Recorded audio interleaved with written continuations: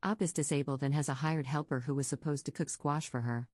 Couldn't find the squash, so the aide started cooking rats meant for snake consumption instead. Posted by u/cptn space case. Op made a post in r/true off my chest that was titled, "Today my aide cooked what should not be cooked."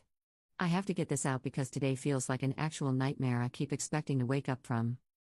I'm disabled and need help with things around the house. Today was the second day with a new agency and a new home health aide, Tina. I set it up so she would come by in the morning while I was sleeping. Insomnia is brutal, and I texted her last night about what I needed done today. One of those things was roasting some pre-cut squash I'd gotten so I could have it with my salads and pasta. I was very clear in my instructions, what it looked like, where it was in the fridge, how to use the oven, how to cook it. I also have a roommate who was up and told her she could ask them for help if she couldn't find anything, or come get me if truly necessary. Now, I have 3 pet ball pythons. They eat rats that I thaw from frozen in the fridge in a reusable plastic bag. Yes, that's where I'm going with this. Tina couldn't find the squash, so obviously, that meant she should roast the first other thing she saw that was also technically encased in plastic, in a completely different area of the fridge. The effing rats, in butter and salt, in my nice baking dish. And that's insane all on its own. But if you're going to cook any animal, you should at least clean and skin it first, right? Do the crazy, disgusting thing properly so I can respect the effort, instead of just sticking them in as is, fur and guts and all. And the smell, good God, baby Jesus, the smell. It woke me up and had me gagging the moment I opened my bedroom door. Definitely not squash, or food smelling for that matter. At first, I thought the squash had spontaneously rotted overnight and she tried to cook it anyway. That would have been slightly less insane, and much preferable. I had to pull it out of her what she was cooking instead. When she said she couldn't find the squash, it was in plain sight. I had to open the oven and see my snake's dinners in place of my own. And I still couldn't process what the F was happening, what I was looking at and smelling. I don't like yelling at people and generally avoid it. Today was a day for exceptions. And at the end of my half-crazed, dissociative rant, I told her to get the whole dish, its contents, and herself out of the effing house, and to not come back. Suffice it to say, I've contacted the agency to report it and am requesting a new aide. Now I'm sitting in a cafe, trying to calm down and eat something despite the scent memory that's taken up permanent residence and is turning my stomach. The whole house reeks like musty, sewage-dipped pork that had been left out for a whole day before being cooked in rancid oil, and I'm not sure Febreze is gonna cut it. I don't want to go home. Edit. Some further clarification about things people were asking in the comments. Tina spoke fluent English without an accent. She's either a native speaker or has been speaking it since she was very young. We had also spoken early that morning when she arrived, over the phone, woke me up while I was sleeping upstairs, but whatever, I'd rather have too much communication than too little, because she wanted to clarify about the squash. She specifically acknowledged the concept of squash and asked if it was near the kale she was seeing. I said that sounded right and that it should be labeled. She said okay. I reminded her that if she couldn't find it, she should ask my roommate for help. The rats were on the top shelf of our freezer top fridge, so you'd have to be leaning down to even see them, and no kale would be in their vicinity.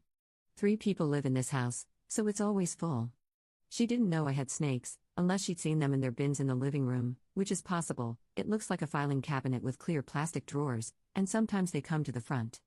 They're very quiet pets and don't even count with my landlord, so sometimes I forget to mention them when people ask about pets, as they're usually asking due to allergy concerns. So when the agency asked, I was focused on our cats. They know now, of course, but Tina had no reason to think she should be preparing a pet's meal. That was never established as part of her duties when I met with her and an agency nurse the day before to go over everything. Also, snakes can't eat cooked meat, even if it's safely prepared. It would make them sick, so it couldn't still be used. Update 1 week later. Apologies for the late update. As I'm sure you can imagine, the last week was exhausting.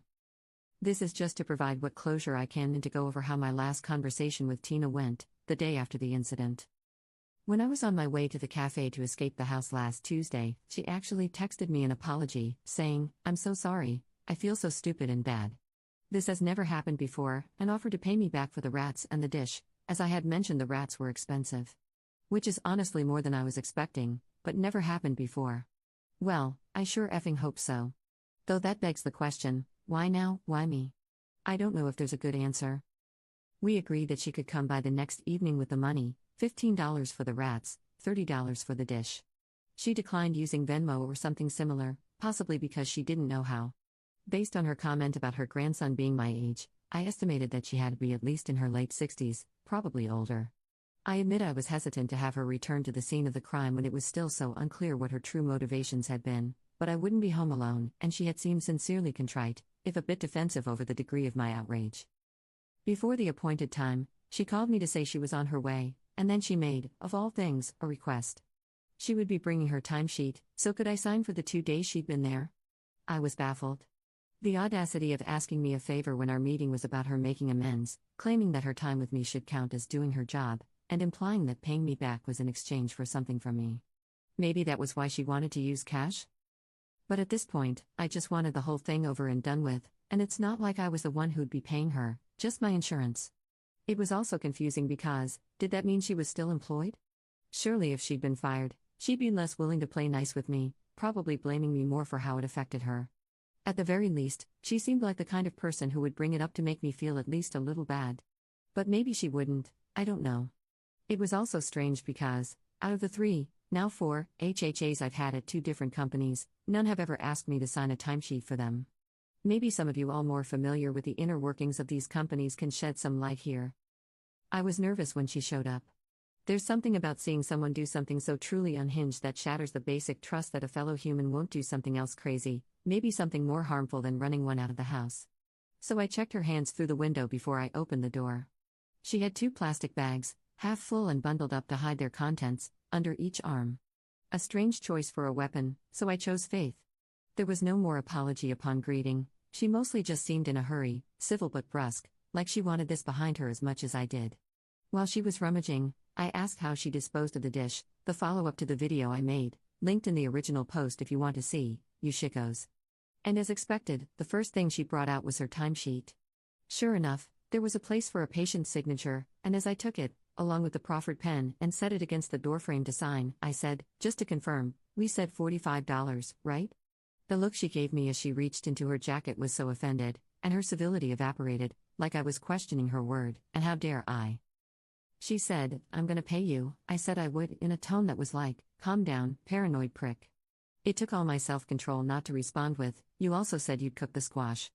Like, yeah, lady, wonder why I would want to triple-check anything we agreed to at this point, my bad. But she did, in fact, hand me the wad of bills, after I'd handed back the timesheet and she checked it, and then she left in a bit of a huff. I just told her to take care of herself, to her back. At this point, after interacting with her again, I am of the opinion that this was simply some form of psychosis, either a mental health issue or senility, I don't know. Even talking to her, things were just a little off. Hard to describe, but it was like part of her attention was always somewhere else. I do not believe this was malicious or weaponized incompetence, as many were saying in the TikTok comments. She had nothing to gain from this, and clearly, she wants to keep her job. After the shock and horror have worn off, I just feel kind of bad for her. She clearly shouldn't be in this profession, which, by the way, she said she's been in for 30 years, so I blame these companies more for not being thorough in their hiring and training process. Psych evils should be par for the course, surely. And I know I probably shouldn't have, it's none of my business, but it was eating at my conscience not to express my concern. Because I don't know what's going on in her life. When it comes to things like reality breaks and changes in behavior, it can be really hard to see for ourselves, and maybe the people in her life aren't saying anything, so she's not seeking the help she needs. So I texted her a little while after she left. I thanked her for taking responsibility, acknowledged that I was butting in, and then brought up how she had said this had never happened before and how she had seemed confused about how it happened. I gently and non-judgmentally suggested that if this was a new kind of issue, or if there had been other strange occurrences, it might be a good idea to talk to a doctor, just in case something else was going on that needed to be addressed. I ended with, but if I'm way off base and out of line, and you're just used to people eating like that, I apologize and wish you the best. After a day of silence, she sent 2 texts, copied here. K. Thank you. People make mistakes. God bless. Have a good day. That was, and I'm sure will remain, the last I heard from her. I'm sorry I can't recount some detailed confession about how it had all been a nefarious plot by some vengeful ex who had their aunt impersonate an aide to poison me. That would have made for a much more satisfying story. As for my current aide situation, I'm still working with the replacement they sent me but have already requested a new one. She's sane and competent, but alas, it seems she greatly exaggerated her English fluency to my coordinator, who sounded resigned to such deceit. In any other service context, I wouldn't care. We have translator apps, but I think we've seen how critical clear and easy communication can be when one person is relying on another to meet their needs while sick.